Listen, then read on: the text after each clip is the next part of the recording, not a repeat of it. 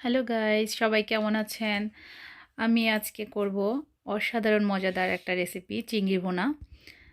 তো আমি দেখুন এর জন্য মাছগুলো ফ্রেশ করে নিচ্ছি।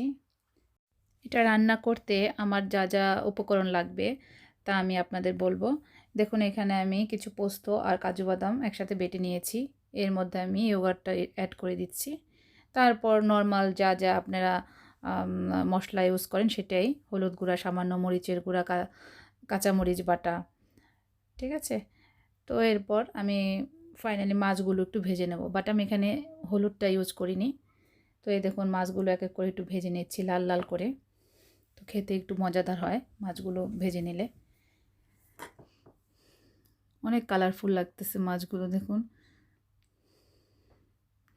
এরপর আমি ওই তেলেই আমি আর চেঞ্জ করলাম না, ওই তেলের মধ্যেই আমি অনিয়ন কুচি আর রসুন কুচি একটু ফ্রাই করে নেব। তার আগে আমি একটু তেজপাতা দিয়ে দিয়েছিলাম। পরে আমি গরম মশলা গুঁড়ো অ্যাড করব। তো এইটুকু, এই পেঁয়াজ রসুন আমি ভালো করে একটু ভেজে নেব। একটু ব্রাউন কালার হয়ে আসবে সেই মুহূর্তে আমি দেখুন মশলাটা যেটা আমি মিক্স করে রেখেছি সেটা আমি দিয়ে দিচ্ছি। সো এই মশলাটা দিয়ে আমার কিছুক্ষণ কষাতে হবে।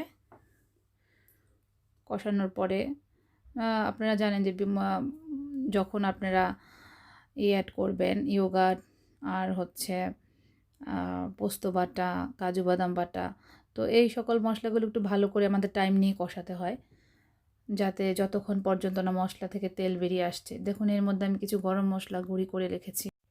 গরম মশলাটা আমি এর মধ্যে অ্যাড করে দিলাম। তো এখন আমি ভালো করে এটা আর একটু ভালো করে কষিয়ে নিতে হবে। যতক্ষণ না মশলা থেকে তেল বেরিয়ে আসছে ততক্ষণ অবধি আমাদের এটা ভালো করে কষিয়ে নিতে হবে। তো দেখুন এই পর্যায়ে আমি মাছগুলো দিয়ে দিয়েছিলাম। মাছগুলো দিয়ে আমি একটু ভালো করে কষিয়ে নিয়েছিলাম।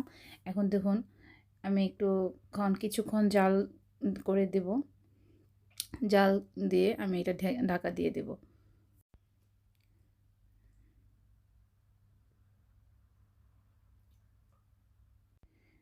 ফাইনালি চিংড়ি ভুনা কমপ্লিট। প্লিজ আপনাদের যদি ভালো লেগে থাকে লাইক অ্যান্ড সাবস্ক্রাইব করবেন, আমাদের পাশেই থাকবেন। Thank you.